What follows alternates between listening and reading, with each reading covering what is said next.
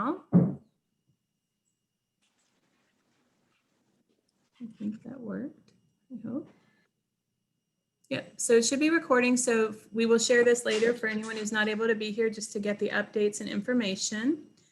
And at this time, I'm going to go ahead and do our chalice lighting and opening words. The opening words are from Eric Walker Wilkstrom, and it's called The Work of the Congregation. So as we approach our agenda, let us remember that we are doing the work of the congregation. When we do the work of this church, we touch lives. When we touch lives, we change the world. May this chalice flame we now kindle remind us throughout our meeting of our ministry and our mission. And I love in each Sunday service that Reverend Alice reminds us of our mission, which is also shown here on our slide, our opening slide, that our mission of our church, of Unitarian Universalist Church of Pensacola, is to celebrate diversity, strive for justice, and inspire love. And I just feel like that is such a positive way to start and to remember the importance of our mission. And last year, it seems so long ago, in 2019-20, we were looking at clarifying our why. And I think the slide that was similar to this from a year ago at our mid-year meeting, it said, what is our why, or something like that at the top. And this year, I titled it In Liminal Times. And we may remember how Reverend Alice, I know for me, she showed that word to me. I was not familiar with it. Liminal meaning being at a threshold point or in the middle of something, between one thing and another. And so we kind of remain there. Some things are coming together and things are moving forward to some extent, but we're still very much in a middle period, middle ground, as we wait for what will be life, not after the pandemic, but life with the pandemic, or with COVID, or with these other kinds of viruses, on how we're going to move forward from them, hopefully stronger and better. So that is kind of the title, or the theme of this past year. Has been in liminal times, as we haven't been meeting in person, which is a very unusual time for us, because that's not something our church has ever gone through, where we couldn't meet together. There may have been times where we didn't meet together for different reasons, but not where we could not, and for such a prolonged period of time. So I gave the opening words. I guess I should have moved it to that, but here we are. And that's our beautiful, I love this picture, our beautiful church. Our board of directors, some of you may know this, hopefully you're aware, but just as a reminder, for the year 2020-21, which is our current church year, I'm the president again for the second year. We are thankfully, wonderfully have a president-elect, meaning that Arnie will be taking the head of the president position in 2021-22 for that church year. And he's been on the board for a while now, and familiar and definitely ready, to take that on when the time comes. We have our wonderful past president, Nancy Hagman, who's so involved, our secretary, Jack Comstock, who's just keeps us on point, treasurer, Erin Renfro. We know just how hard she's worked for so long. And then our members at large. It's really just a wonderful board. Penny Featherstone through the end of this year, Marcy Moreland through the end of this year, this church year, I mean to say.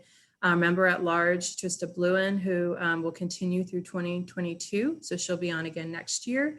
And then Linda Cobb as well through 2022. And we do have one vacant member at large position that originally was voted in Michael Trudeau, who ended up resigning from the position and since has actually moved to Ohio. So that all kind of happened. So he's now in Ohio, if you remember Michael, who is a fairly new member. But we are looking at, since that position would have ended in 2021, we're looking at filling that when we put up a new slate of board members for the congregation to vote on in our May annual meeting. So this is just as a reminder right now. So, it's always good to know who you may need to go to or who's doing what. So this is our board of directors. It's just such a great group of people, and we meet monthly. It is a little hard, I think, because it is on Zoom.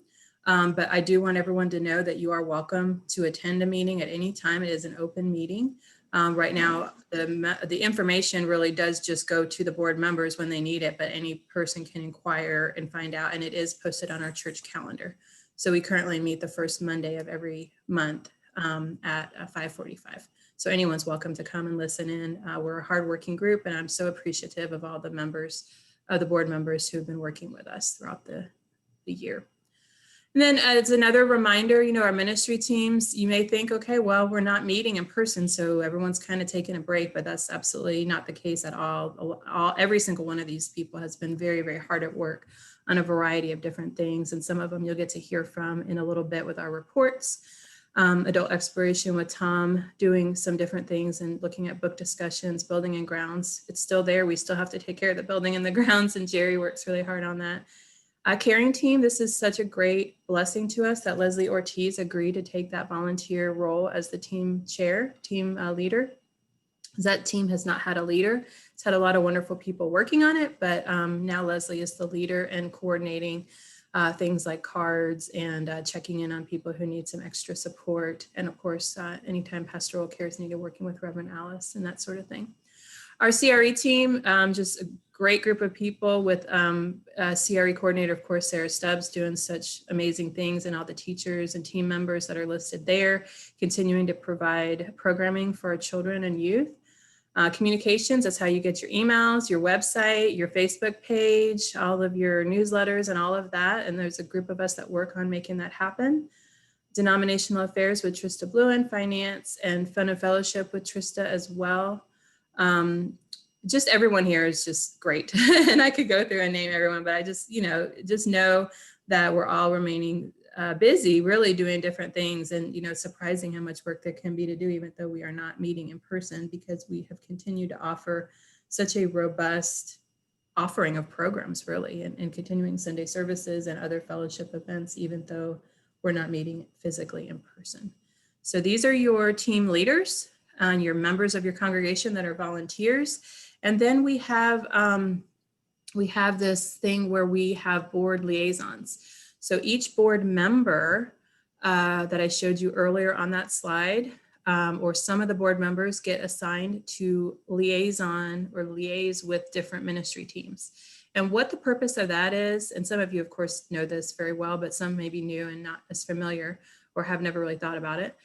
What they do is they check in with the ministry teams and make sure there's communication back and forth to the board for anything that may need to be approved, or just for the board members to always be caught up and know what's happening with our ministry teams. And also if they need to request anything, like when we do the budget and that sort of thing. So it's not that the board member is per se the leader or anything like that. They're just gathering information. But in some cases, the board members are very involved, and maybe we're the leader of that team in the past, or sometimes even take a very strong role with it. So these are the board liaisons to the different ministry teams, not the leaders that were on the previous page. But so I say this because if you're involved with any of these ministry teams or have an interest in any of these areas, there is a board member that you can reach out to if you need information about actions the board may be taking, or you just want to share information about that work back to the board. So that's what those are. And I think our next slide is going to be our minister's report. But I really, before I switch over, or as I switch over to that slide, and before I let Reverend Alice speak, I just can't say enough wonderful things, about how blessed and lucky we have been to have Reverend Alice with us during this time of the pandemic.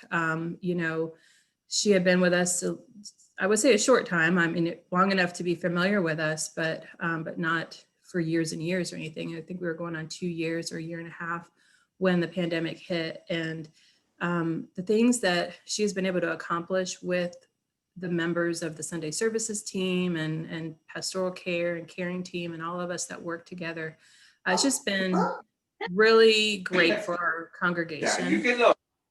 And there's no way, I think it's clear to all of us that there's really no way we could be in the place that we are in terms of the quality of the programs and the services and the inspirational messages and the consistency that we've had in keeping us all together and keeping us, supporting us and helping us to think and feel and get through some very difficult times and things that have continued to happen, because life goes on, even though we're not meeting in person. Life goes on, and things happen, and she's been great in terms of not only the services but the pastoral care and working with the board. So just as a reminder, one of the board, someone has an open mic. I'm not sure who that is, but I can't see everybody right now. But one of the things that the board has as a goal is to try to help the congregation and make sure the congregation is aware of our ministerial situation, because it is different than what it has been in the past and what other churches have. So that's why I kind of put this on the slide, not to throw a label or anything, but Reverend Alice is a consulting minister for us. And she's part-time under contract, meaning that we basically sign a contract with her, and it is a year-to-year contract, but there's no specific ending date that says you have to, whatever. The contract has a date, but her time with us is as mutually agreed upon and as mutually beneficial. But it is a part-time contract, and we all know that we're seeing Reverend Alice's face and hearing her voice and feeling her presence with us almost every day of the week, and certainly every week, and Sunday services are most every Sunday. So she has given way above and beyond for us that we have ever expected of her, asked of her. And I know everyone recognizes that, but sometimes we may not fully think about it. And I really want to say that. And so without any further ado, I will go ahead and allow Reverend Alice to give her minister's report. Thank you, Reverend Alice? Yes. Yeah, thank you, Lauren. I'm so moved by what you said. I don't know. Thank you. I have been just at home and seeing everybody on Zoom or creating videos or trying to learn how to do what I needed to do to keep us together. And so it's hard to know if people are aware. So thank you for that. So, wow, what a year. And what an evolution in ministry we have been through. So first, I want to thank the board, and you don't have a great board without a great leader, and Lauren is an amazing leader for the board.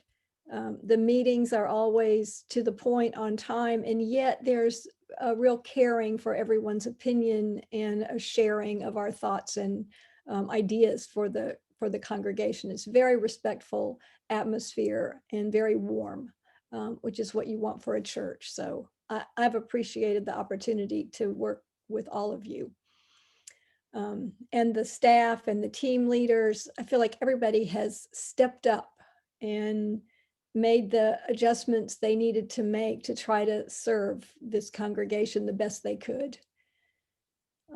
And yeah, I came here in August, well, a little before that, but my first Sundays with you were August of 2018. And you had been through quite a bit. A minister of 12 years had just left, and a dearly beloved minister emeritus, Bob Eddy, who I know did a lot of pastoral care with people. He passed away right as I was coming in. So there was a lot of loss and grief and newness to deal with. And I'm remembering that they say that ministers actually are able to do their best work after 5 to 7 years. So the fact that we were 2 years into a ministry when the whole world changed was pretty amazing. And I went from knowing what I needed to do to having absolutely no idea how we would do ministry this way. Well, of course, we also had no idea it would last so long. So thinking that this was very temporary and within a few months we'd be back up, I jumped into learning how to make videos and produce videos and record all this material and working with the Sunday services team, because I knew that the most important thing was going to be that we at least have that touchstone. So I figured out what Zoom was and how we could have coffee hours and meetings, and figured out how to create videos, which, by the way, I've been thinking, wow, I'm really slow at this. And then I was on a webinar and I asked some people, how long does it take you to do these videos? And I learned that there's actually a ratio for this.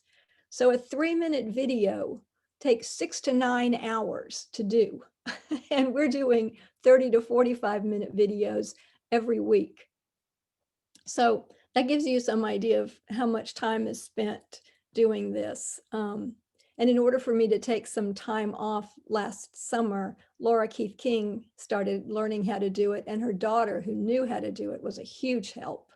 And so now there are a couple of us that at least know the technical side of creating the videos. And Mary Lee has been amazing at helping us gather people to create parts of the video, you know, opening words, closing words, and pieces of it. And we're looking now at getting more guest speakers in. So you might not be seeing me every single Sunday.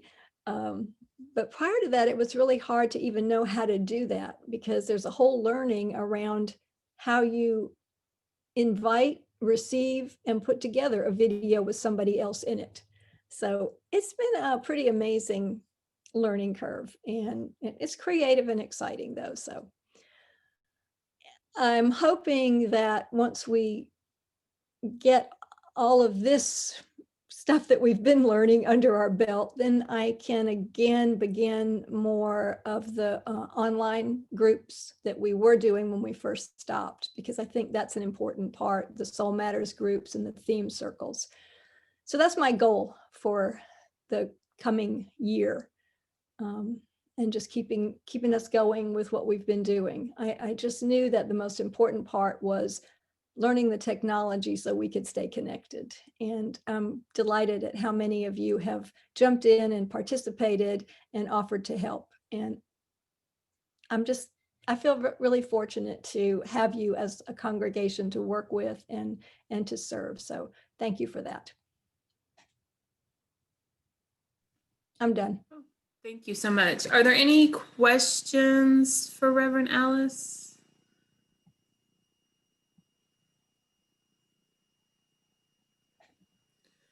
I can't see the chat right now, or I'm not sure how to get to it. So I don't know if anyone's putting anything in the chat. If someone wants to shout out if someone puts anything in the chat, but okay, I don't want to rush it if anyone had a question, but okay. I think we can go on to our next slide. So thank you, Reverend Alice. I appreciate that and sharing with us, and really everything that you've done and working with, and also bringing out some natural talents or unknown talents of some of our other members. This was definitely not something that most of us thought we would be doing. It wasn't really on our radar at all. So we didn't know we needed to do it, and it wasn't something we'd ever had the opportunity for. Yeah. So So for the president's report, it will be fairly brief because we're going to hear some good reports from our teams and stuff as well. But I just really want to make sure everyone is aware, you know, that the board understands loud and clear and has heard, you know, through surveys and other input, you know, the importance of our congregation, the importance of, we've kept things going, but we haven't kept, it's not the same. You know, we know that it's a new normal, and it's not the same as it was. And it won't be, because things have changed, you know, in our world. But at the same time, we recognize that we need to protect the safety of our members while also fulfilling the mission of our congregation. And so we continue to make decisions to promote the health and safety of our congregation and our community, you know, because each of us belongs to other groups and has other people in our lives, family and neighbors and coworkers and others, people that we interact with. And so it's, you know, it really shows that interconnectedness of our world and our community. So we are looking at trying to get our minds around when is a safe and a good time to meet together, if when that's going to happen. And part of that has really been based on making some building improvements to promote health and safety. There were some real ground point, you know, foundational actions that had to be taken or have to be taken with our building in order for us to be able to meet again and recongregate. And I'm not going to steal the thunder. I'm going to let Arnie speak about that, because he's been working tirelessly on that and has a lot to update you on. But where the board is making is hearing and making decisions about what those building improvements are and what needs to be done and getting updates on it. And then also we've begun speaking about a social event that would probably be in the spring, and it would likely be outdoors, so that we could have some fellowship together physically and be together at the same place, not just on Zoom at home, but in person. However, in light of this, we're looking at all kinds of things such as immunization rates and infection rates, and also flu season, letting flu season get behind us so we don't have any double risk factors. So we're looking at that. I don't have a date. We're looking at April. We're looking at possibly doing it a couple of times and evaluating how that goes. I say a couple of times, like we might have it monthly, like April, May, June, just as an example. And then if rates continue, or not continue, but if they ever start going down, which we haven't really seen that, infection rates go down and immunization rates go up, then we, eventually we will be able to meet in person again with some modifications. So I really want to share that. We recognize that fellowship is probably the top priority, the social aspect of being together. And I don't mean that to diminish the religious education or Sunday services or anything like that, but we've been fairly successful in being able to reach our members through the virtual events that we've had. It is not the same, but it has filled a void and been able to do that, but we have not been able to replicate the fellowship piece as well in person. So that's why we're prioritizing that. So it would really be a very simple program, probably with minimal programming and just a time to get together, like a luncheon or something, although we most likely will not have food, just for the sake that there's risk factors that come with serving and sharing food together. So that's coming on the horizon. That'll be a great day when we can do that, but we don't know exactly when that is. So that's something to look forward to. And we're just figuring out the best way to do that. Other board projects that we've been working on this year is we are working on updating our policies and procedures manual. That may not be super exciting for most of us, but it is needed, and it helps for a more efficient operation of the board and of the teams that have to use some of these policies and procedures and different forms, position descriptions, team descriptions. So if you're a part of a ministry team, you likely already remember or have submitted an updated description of your team. If you haven't done that yet, you've probably been asked, and hopefully maybe now you're going, oh yeah, I was supposed to do that. So try to get that to your board liaison ASAP if you haven't already, because that's a part of it. So we're just wanting to update everything, and this is a good time to do it since we're not as busy maybe doing some of the other things. And then we're also working, we have a board appointed committee, ad hoc committee that's working on a strategic plan and a congregational vision statement using the input of our congregation, our members and friends. And actually the strategic plan committee will have, we'll share some words here in a little bit, so I won't say too much about that, but it's something you may know if you've really paid attention and studied hard, that we have a current long range plan that expired in 2020. And so, we're looking at doing another one that might go, say, 2 to 3 years. And the term now is more of a strategic plan versus a long range plan. So that's what that's about. And that committee is going to speak to you shortly. But other than that, that's quite a few things that the board has been working on. And if you ever have any questions, as I mentioned earlier, too, the board meetings are open to anyone, any member or friend who would like to visit. And share anything, or you can always reach out to me. So I think that's all that I have. Are there any questions for me? And again, I don't see the chat, so if anyone wants to let me know, give that a second. Going once, going twice, and you can come back to it if you think of something after. We're going to go ahead and transition over into team reports at this time. And so our first report is going to be from Arnie. And I'm going to turn it over to him. You ready, Arnie? Hello, everybody. I'd like to start out first by recognizing and thanking those who provide their time and their expertise and their dedication in serving on the team. And those are Jerry Donnelly, Leslie Grill, Denise Gunn, Marcy Moreland, Gene Sebenaler, and Jack Wolverton. And I'd like you to know that we want the same thing as everybody else in the congregation, and that is to physically recongregate as soon as possible. And our objective is to facilitate it in the safest possible ways. So I think that to begin with, I think we should know that recongregation is not something in the future. We're in recongregation right now. It's already begun, and we're calling this the preliminary phase.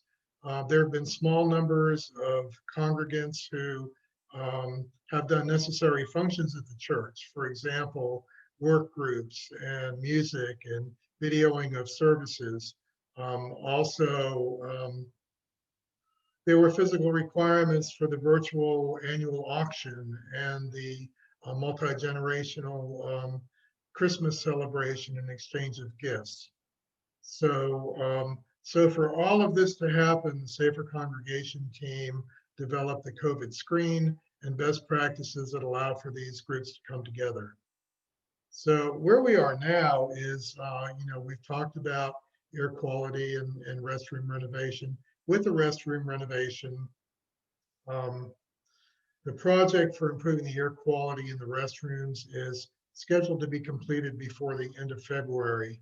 The licensed contractor has inspected the areas and assessed the project and is presently sourcing equipment for us.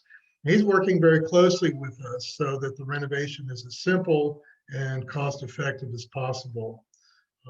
Almost half of the respondents in our member survey said that they would be comfortable in returning to the church if the restrooms were available. So this is really one of those foundational things that we're working on. Also regarding air quality, Jerry is the main liaison with our HVAC vendor and recently had the semi-annual preventive maintenance done on our units, so they're all in order. And we're in the process of getting information from the vendor regarding current air exchange and ideas for improving air quality in general throughout the building. So we'll be focusing on other things that will support reopening, such as cleaning and sanitizing procedures. And of course, as Lauren mentioned, the degree of physical opening is dependent on a lot of things, immunizations, infection rates, and public health advisories. So we're looking forward to getting back to normal. And the closer to being back to normal, I think that the team will start working on what we started working on in the very beginning. And that was working on all of those things that affect the safety and well-being of the congregation. So if you have any questions or concerns or ideas, we'd like to hear them. So reach out to any team member or to me. And if you have any questions, just let me know. Thanks. Thank you, Arnie. Are there any questions from anybody? Okay, well, I guess everyone is satisfied. I will tell you for sure, working on those restrooms is a big area of interest, so we can get that back up and running in a better fashion and help us all be safer. And actually, it'll help us in the long run for a lot of things, not just for COVID, but it's a good idea anyway to improve the air quality in the restrooms. Okay, so let's see. Our next team is Miss Sarah, CRE team. Are you ready, Sarah? Hi, good afternoon, everyone. Well, I won't read my slide to you. It's pretty self-explanatory. Our numbers are down, of course, because of the pandemic. We don't have as many families registered as we have in the past. 3 big projects we did over last summer at the beginning of the quarantine. I nearly forgot about our creating cards of connection until I was going through my file. And then we did 2 collages where I sent the puzzle pieces out and we put them back together again. Still missing a couple of pieces. People out there still have some pieces. And I didn't keep a list because everything was so crazy. If you're interested in recreating a piece, I'll be glad to send it on to you. Just send me an email. And want to thank all of our teachers that have been working hard through all of this. Emma and Pam are real superstars in the CRE department, and Linda and Kate have been working very hard too.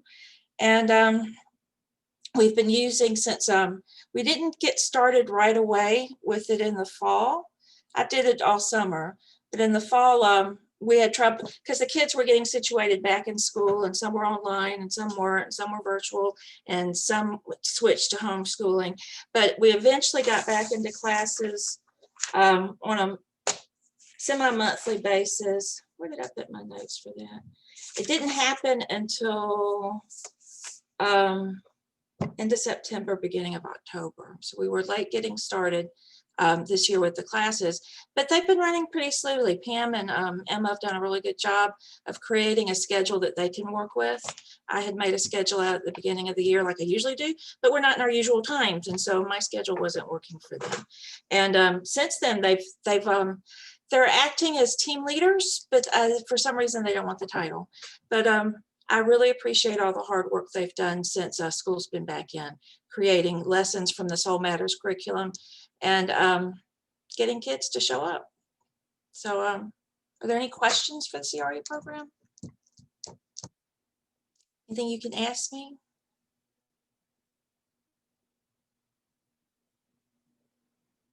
How you can help, maybe? You want to ask me how you can help?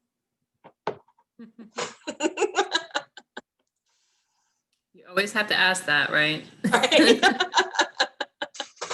Well, you did such a good job of explaining it that I guess we're not getting a whole lot of questions. Yeah, But well, yeah. The pictures on the slide are what our collage pictures look like before people collaged them, and then I've got what's been turned back into me behind me here. They're really bright and colorful, and I can't. When we started this, the collages for when we gather again.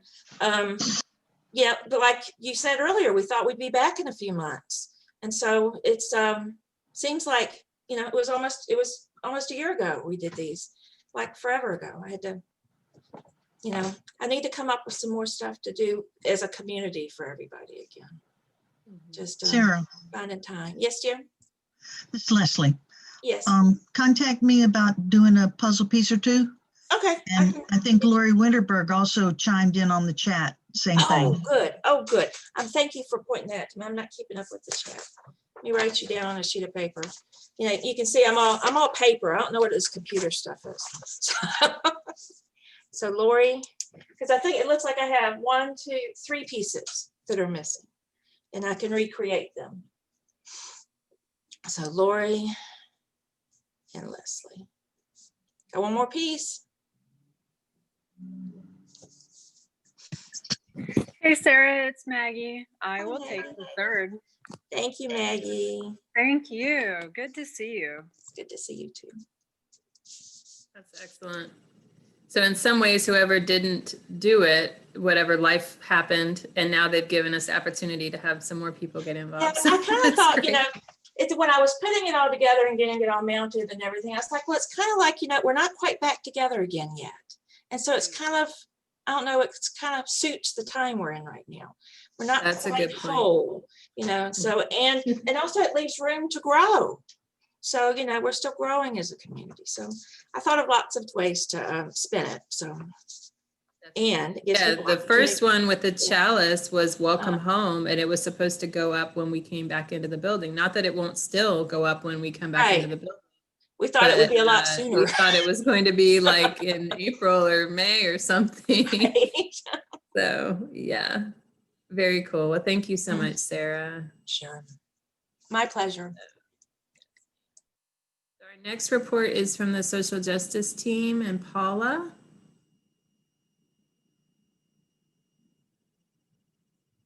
Are you ready, Paula? Yeah, I was just unmuting. Thank you. A lot of the things that the social justice team normally does in the community, like participate in Earth Day and participate in Pride Day and the Martin Luther King Parade, none of that just didn't, I mean, all of that just didn't happen this year. And so what did happen, though, was just Pensacola. We finished up the first year of our collaboration with 20 or 25 other congregations. And last fall, we had a big meeting called a Nehemiah Action with about 700 people there.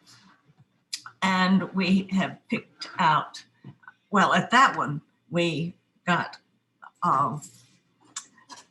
commitment from the new sheriff and also the new state attorney to increase the use of civil citations instead of arresting youths. And so we're looking forward to how the statistics pan out with that. And we are starting our second year.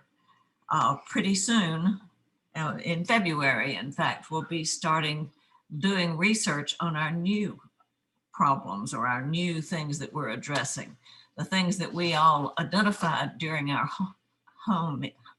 house meetings, what problems there were in the community. We're going to continue to follow the juvenile justice link, but we're also taking on affordable housing and housing for people in the Pensacola area. We'll be doing research on that and also action at our next big meeting with 700 or 800 people, getting commitments from people in power.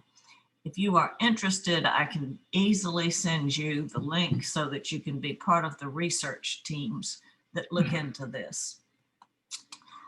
You see listed also the Fifth Sunday offerings, where we give money to nonprofit organizations, mostly here in our community. The next Fifth Sunday, which is next Sunday, the benefit will go to the African American Heritage Society, and we have the speaker for that Sunday will be Cheryl Howard, who is who has a position of leadership in that organization. President of the board. Yeah, she's president of the board. So anyway, I also have to give a shout out to Tara, because when we get notices from the Social Justice Committee for the state of Florida for the UU Church, she puts that in our newsletters. And there are things with which we collaborate with them.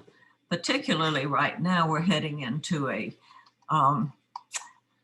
legislative session, which begins in a month or so. And during that, there will be bills that come up that are either antithetical to what we want, or else they are in support of what we want. And I'll be asking people to contact our representatives and let them know how we feel. And that's part of our social justice. And I'll answer any questions.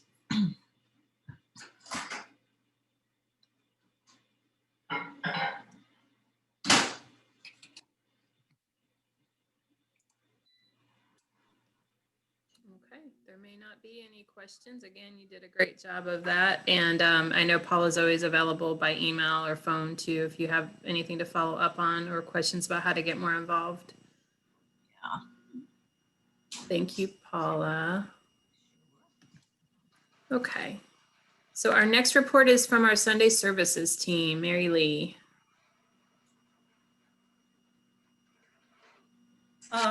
Good morning, everybody. This has been quite a year. I took this on a few years ago, and it definitely has changed over time. But I can tell you, I've identified the highlights that we've been able to do. We were able to transition from in-person to virtual services. And it's been, as Reverend Alice did point out, it's a learning curve. It's been a steep learning curve that she has really taken on, and I can't thank her more, and I can't give her enough credit. It's been wonderful. She's been a great person to help us keep going.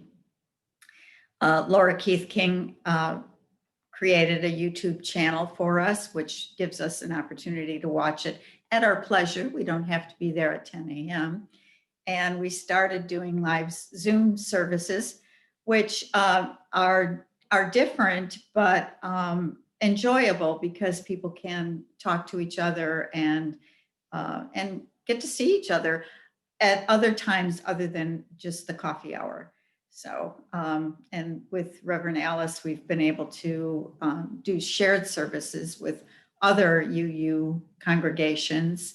We've included children and families into our programs so that they're reading things or lighting candles, things like that, that sometimes we don't get that as regularly. And with Reverend Alice's help, we definitely have had a continuity of message. And the way we did it before may not have always been so consistent in the message, but now we have great help in doing that. And the next slide is, I can't say enough about the help that we've gotten from Reverend Alice and what she has done. And Laura Keith King has been phenomenal in giving us the music, coordinating the music, helping with video editing. It's really been wonderful. The team members are identified on the slide. And just so you know, we used to do like quarterly meetings. They were kind of irregular, and now we meet monthly. So I have to say that the team members have been so willing to meet. It is a little easier on Zoom. We don't spend quite as much time chit-chatting, and we just get to business and get done. But and maybe that's the best way for ongoing meetings. I can't make that decision, but anyway, the team is wonderful, and they have been really helpful to me and keep us all on track. And I think Laura, the Sunday attendance also, this is something that we have been keeping track of, and can, with the YouTube station, we've actually increased the number of people in attendance on a regular Sunday. And average attendance is 65, whereas last year when we were actually in the building, seats on the chairs, it was 60. So so there is an opportunity there that we need to consider. And if you have any questions, I would be happy to address them.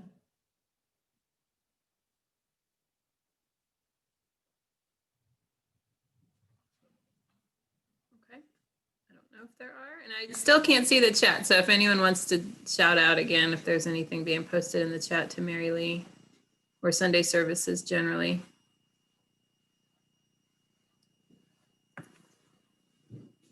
There's no questions. There are Okay. some comments, but no questions. Yeah, people saying, way to go, everybody. Everyone who's been given their reports. Awesome. Well, thank you. Big thank you. Thank you. Thank you. Thank you. Absolutely. Absolutely. Well, very good. So yeah, our next report, we know unfortunately that Carol Trotter has not been well, and we heard a candle for her this morning in the service. And I believe Linda Cobb is here to give the report for the team that Carol and Linda have been co-chairing. Hi, everyone. Just want to kind of give you an update. Our committee has been kind of slow in starting because of Carol's illness and other things. But as was said, our 5-year long-range plan is now expired. And many of you participated in the 5-year long-range plan meetings. As I recall, there'd be Sundays after Sundays, we all got together and, we really strategized what we wanted to do. But a lot of times after the plan was made, we did not get together. Some people were very knowledgeable about them, and some people just kind of forgot about them. So as we were looking around, we looked at many of the churches are doing what are called strategic plans. These are for usually a shorter period of time. And although the goals are still measurable, I'm sorry, that's a little intrusion from my computer. Although the skills are still measurable, or what we're trying to get to, what we're trying to achieve are still measurable, it's over a much shorter period of time. Many times when we started, we didn't know how short a time it was, and we decided pretty early on that we needed 2 strategic commands. We planning. We needed one for while COVID was in place, and then we need one for post-COVID. So the strategic plan will help us pay attention to it's like a long range plan, but only shorter, but it makes us pay attention to what we need to focus on, challenges that we face, and how can we figure out what we can do with them. In the past, the ministry teams have mainly, each part of the 5-year plan was the ministry team separate. And what we've chosen to do is to kind of integrate them all so that all teams are on each objective. That doesn't mean each objective would involve all teams, but wherever a team could be included over several different goals. So we're still, still critical for us to plan. It helps us to realize what our vision is. And we decided that the most important thing for us that we were working on is our connections with each other. Because particularly during this time when many of us don't even get to meet, some people are not on Zoom. There's a lot of people that are going out and reaching out to members that don't use Zoom regularly or don't have access. And so we decided to do was actually 2 strategic plans. And to that end, what we're doing is we are putting out, and hopefully very soon, a survey. I want all of y'all to please feel free to comment on the survey, take the survey, and if you have any comments about what kind of things we need to set, what goals that we need, please, or things that are concerning you that we need to ask questions about, get in touch with myself or one of the team members and let us know so that we can talk about it and be sure that that question is included on the survey, because we want to know what everyone thinks and what everybody needs. That's where we are right now. I'm hoping within the next month we should have the survey out, and we'll be able to go ahead and be able to go on with our planning from there. So if anyone has any ideas, please let us have them. Anyone want to add any of my, I have wonderful team members. They have just stepped up, and I cannot believe how wonderful they are. So if any of you have anything to add to what I did, I'm more than happy for you to add in.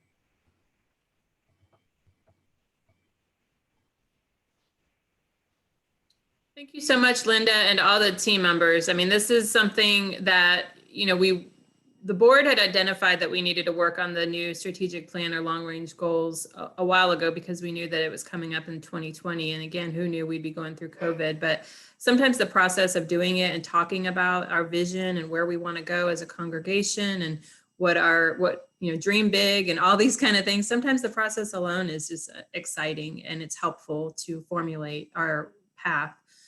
So I think, we don't know exactly how it's going to look when it comes out, and because we are in a different situation, but the fact that we're talking about it and we're still looking to the future, that we have a future and we are vibrant and we are important and we serve an important function for ourselves, but also for our community.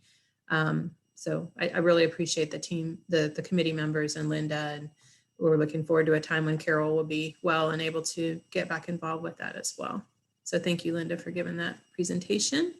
I will turn it over now. This is the nitty gritty, the money stuff. So Erin, you ready? Yes. Can everyone hear me? I'm doing something a little different with my audio. Okay. I can hear you just fine. I know at the happy hour, I promised a riveting treasurer's report, but I was halfway through a really strong stout, so I'm not going to hold myself to that promise. Can you give us the next slide, please, Lauren? All right, this is the recap of last year. So this is what was current for us in June, on June 30th, which was the end of the last fiscal year. And I am going to go through some notes. I'll try to pause from time to time to do any questions, and I am able to see the chat. So you feel free to put questions in the chat as you think of them. So last year, broadly speaking, we finished the year in the black. We hit 96% of our budgeted income and that includes 97% of pledges, offerings, and donations. And that is considering that the last 3 months of the fiscal year was the first 3 months of the COVID shutdown. So we did pretty well in keeping our income steady. Fundraising came in at 102%, and that is mostly attributable to the stellar performance of the auction last fall. The spring yard sale was canceled because of the shutdown, so that was unrealized income that we had budgeted for. Rentals came in over budget, and that is after paying the commission to our rental coordinator.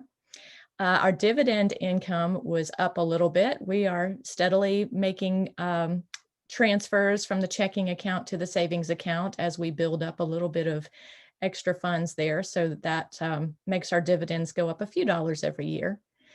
We did take $2,910 from the funds that are available to us from the Charitable Trust to do the pressure washing on the building. And that was desperately needed, but we didn't have the funds in the operating budget. So we did go ahead and take that from the trust.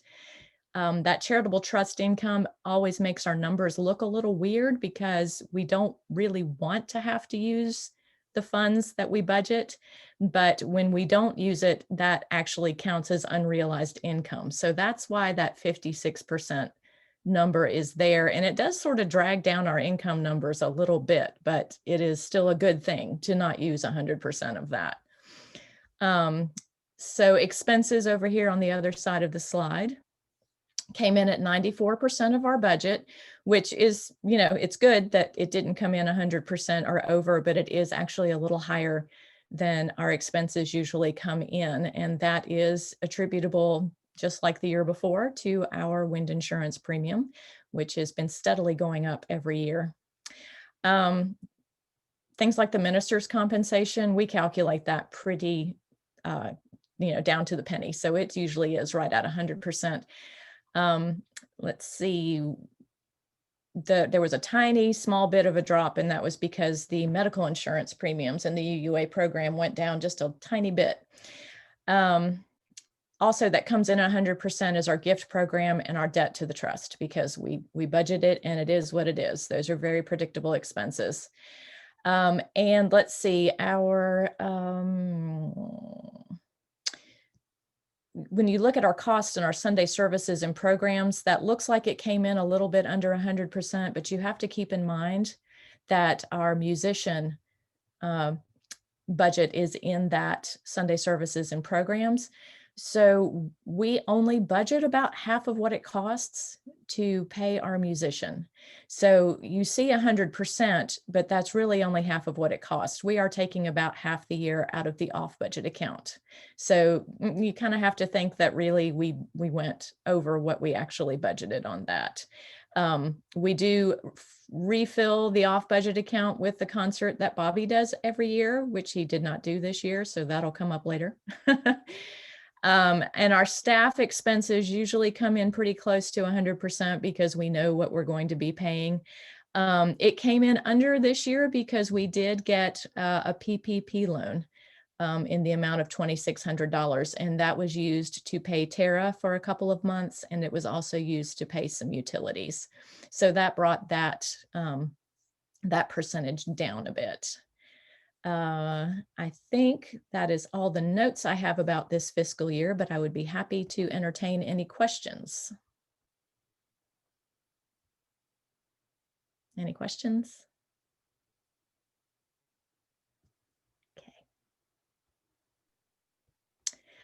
Okay. We can go on then to, yes, the mid-year report for this fiscal year. This is where we stood on December 31st.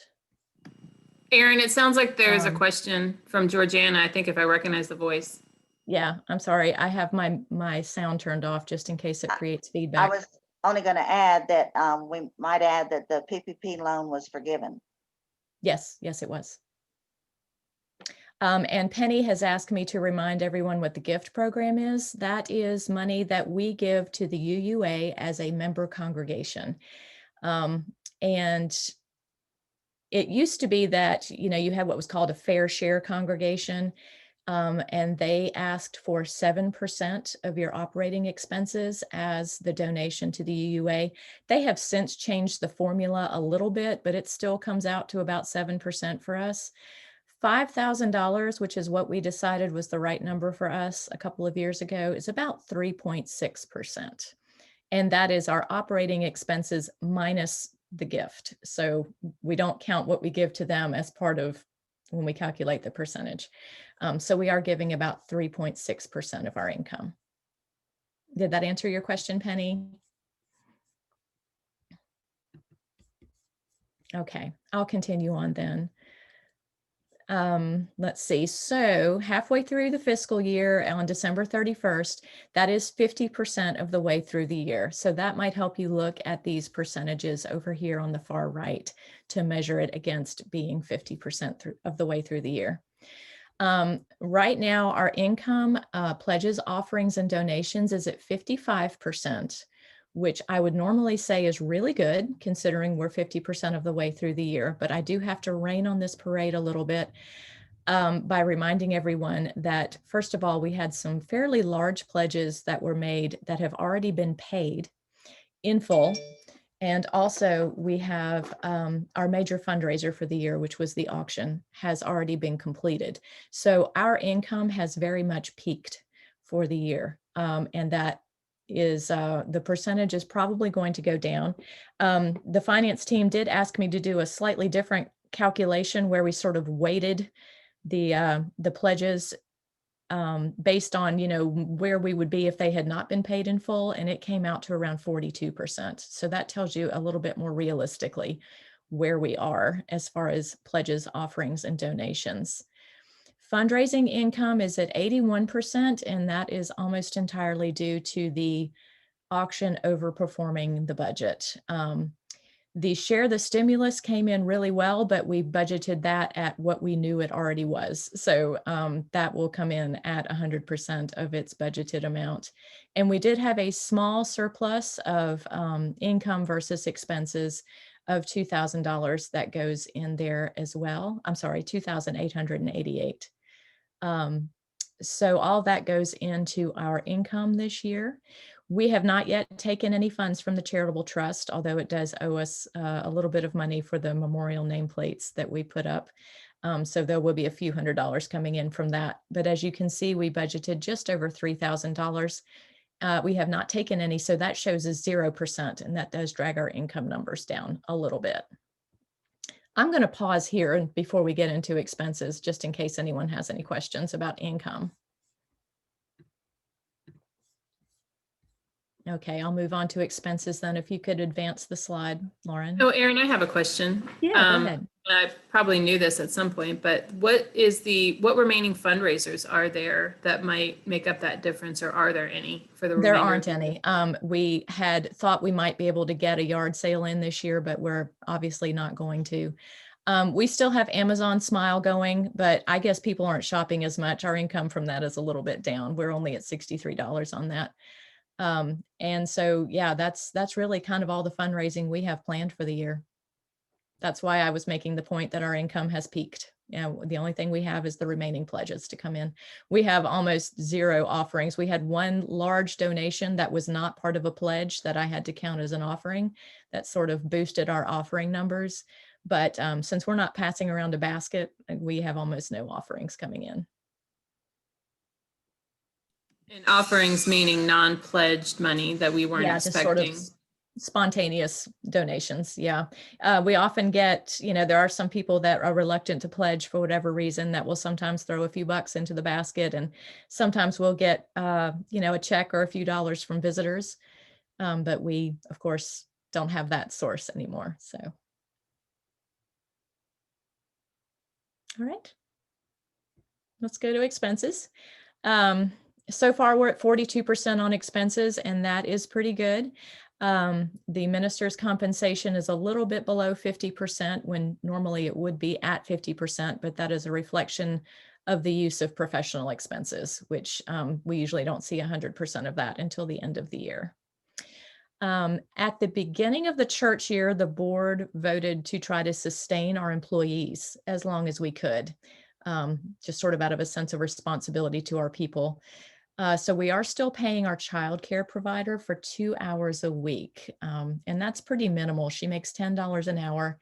And the average is usually well over 2 hours when she's actually here. So we are paying that. It's about $80 to $100 a month, depending on how many Sundays there are in the month. And we are, of course, still employing and paying our musician to play at our virtual services. We are still paying Tara. And of course, Sarah, our CRE coordinator, is still going full steam. So those staff expenses are still ongoing. Operational expenses, you'd think at first glance that not having services would have lowered some of our operating expenses, but there are a lot of them that are just sort of there in the background, and they are what they are. Places where we have saved some money is the custodian. We have not paid a custodian since this past spring. Our lawn care has been a bit more sporadic since the hurricane, which isn't really exactly what we'd want, but it has saved us some money. And as long as it was so hot during the summer, we were still paying for some air conditioning because we didn't want the building to get too warm. You know, we set it, I think, at like 85 degrees, and it did still take some electricity to run the AC to keep it at that. But now that the weather is getting cooler, we are finally starting to see some savings on our electric bill. And we do have a separate account for our outdoor lighting that just sort of is what it is. It doesn't change. We've had a few sort of nickel and dime expenses like cleaning supplies and kitchen supplies and coffee and that sort of thing that we've saved a few dollars here and there on. That's a total of about $250 in the budget. So that isn't a big source of savings. Our insurance, our internet and telephone, our alarm system, all of these are things that are going to stay the same, whether we're in the building or not. Administrative costs these days are mostly postage and paper to mail copies of the light. We do have some software expenses and subscriptions that are always the same. We had some leadership development expenses that we didn't even budget this year. We decided to go ahead and use the off-budget funds that we had. And as it turned out, that was a good decision for this year because without being able to travel, the only thing we've really had to pay is the online tuition fees, which makes leadership development much cheaper than it usually is. So that turned out to be sort of a lucky decision to make. And again, music, which is in Sunday services, it's showing right at 50%. But we are going to exhaust the operating budget funds very soon. We will switch then to off-budget funds, which will not be refilled because there was no music fundraiser this year. Hopefully we'll be able to get back to having a concert with Bobby very soon. Other staff costs have remained the same. We're still paying workers' compensation insurance. And again, the UUA gift is the same as it was last year, and we are still making payments quarterly on that. We did raise our debt payment to the trust from $1,400 to $2,500. When we took out that loan for the HVAC unit last year, $1,400 was not going to make very much progress at all. So we increased that. But I did want to point out on this slide, if you see debt to the trust, it shows our current total is $13,357. That is not correct. I had not subtracted this year's payment. So our current debt to the trust is just over $11,000. So we stand at 42% of expenses, 50% of the way through the year. And the only thing I'm sort of bracing for is that wind insurance premium that will come in May. And that is going to be after Hurricane Sally. So the insurance premiums will not go down anytime we're hit by a hurricane. They just keep going up. So I suspect that our expenses will come in pretty close to budget, despite the fact that we're not meeting. So I will now take questions on any expenses. I did want to say that I am keeping a close eye. The board and I are watching pretty closely to watch that income versus expense ratio to make sure that we stay financially sound. Are there any questions about expenses or about any of this? You are always welcome. I can send you a detailed sort of line by line budget report. If you are ever interested in exactly what, one particular program is costing us or what we've budgeted for it or anything like that, I am more than happy to send that to you. Erin, Yes. it's Leslie. Hi. Contact me about a pledge, my Yes, ma'am. renewal of my pledge. I have a job now. Yeah, I'm so excited. Yay. Me too. But I contact will. me so I can figure out how to get that set up again.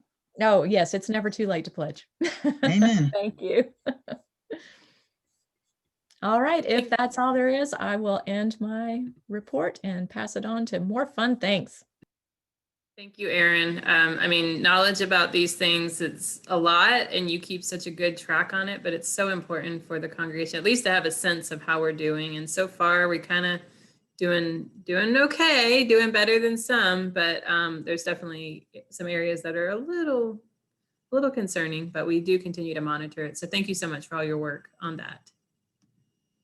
And we have the Charitable Trust Report. I think Jerry's doing this.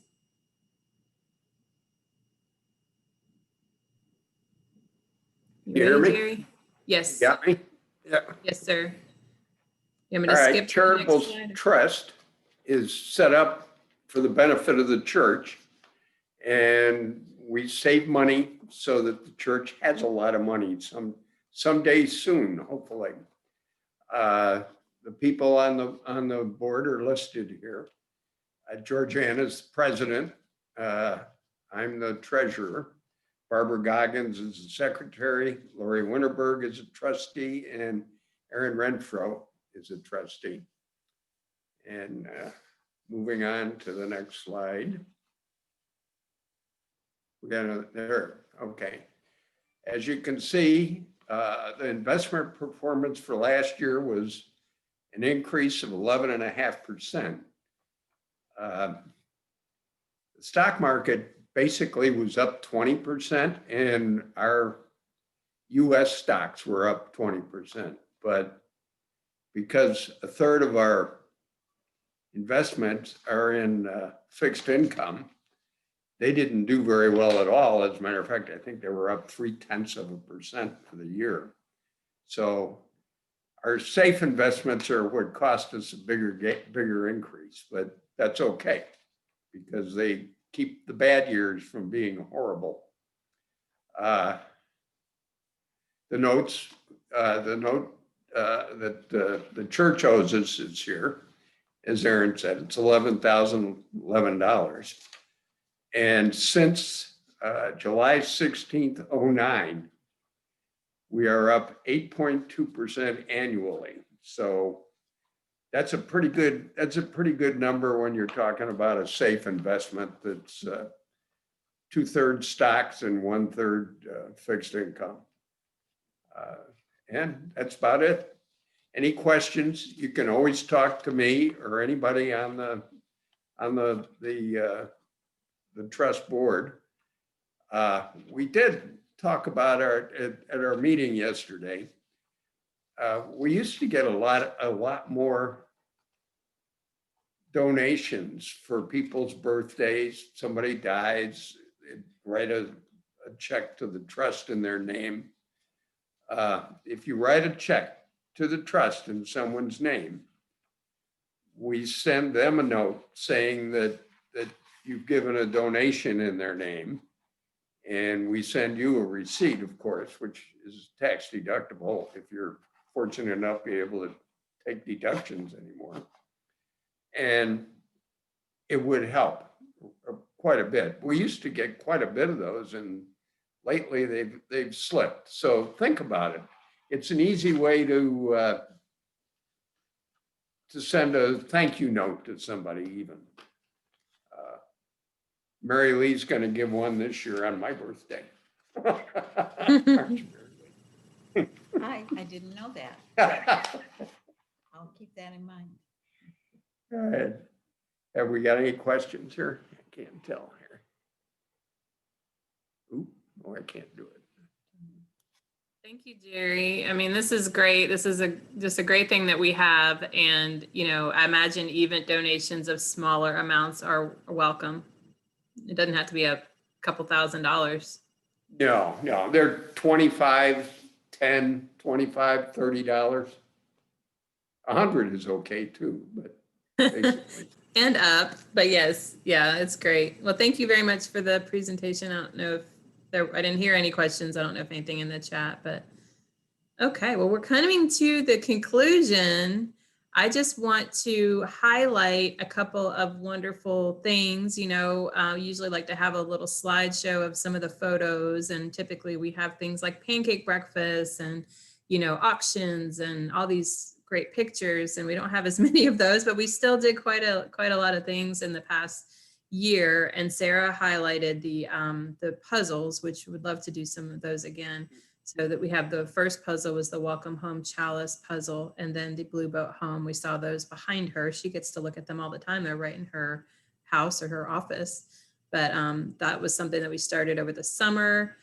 We wasn't specifically UU sponsored, but a lot of us participated in the demonstrations that were at the Graffiti Bridge in Pensacola. And here's some of our members at that demonstration over the summer after the killing of George Floyd and Breonna Taylor, etc.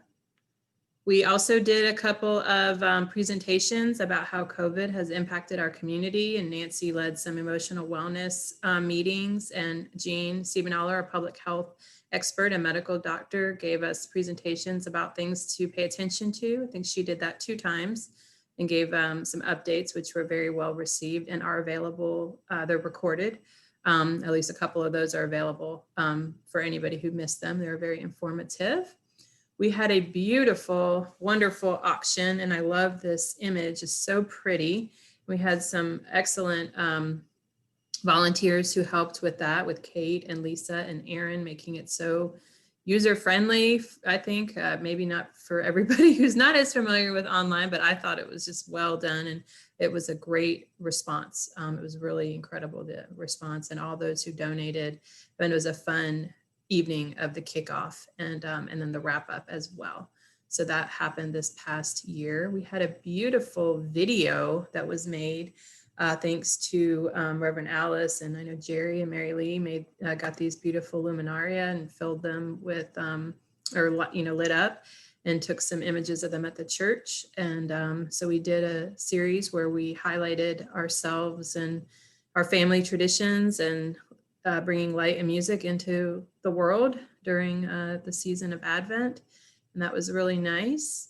We participated as a congregation in the Coats for Kids. It came about kind of late, so I know not everyone got a chance, but we were able to give 19 coats to local children. And these are some images of them getting those coats, and how just helpful that was, especially right up around this time. We had a really cold snap that hit. So it felt nice. I thought about, okay, kids out there are getting to wear the coats that we gave them. We had pledged to give 10 coats, and we were able to almost double that. And we hope that this will be an annual holiday winter charity event that we'll participate in with the community. So it's a great community building event as well. And then we had this so fun and so well put together Zoomity Zoom Zoom holiday event on the 18th. And I love the art with our young artists who decorated the flyer. So I had to include that in there. That was such a fun event if anybody got to attend, with so much participation.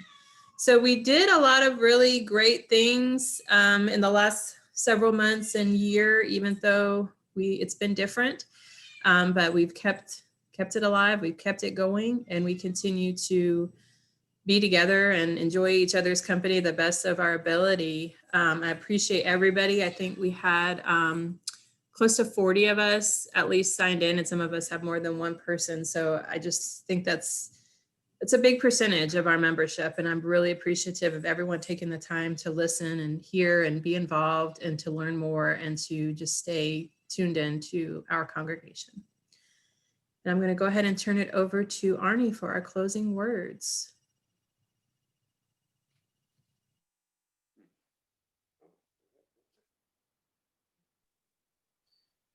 These words are by Frederick Gillis. May the love which overcomes all differences, which heals all wounds, which puts to flight all fears, and which reconciles all who are separated, be in us and among us, now and always. May it be so. Thank you. I'm going to go ahead and stop sharing. So I think that we can kind of see each other and wave as we leave the meeting. So thank you all for being here, and we'll see you again real soon. I appreciate it. Enjoy the rest of your day. Right. Thank you. Thank you. Thank you, Lauren. Thank you, everybody.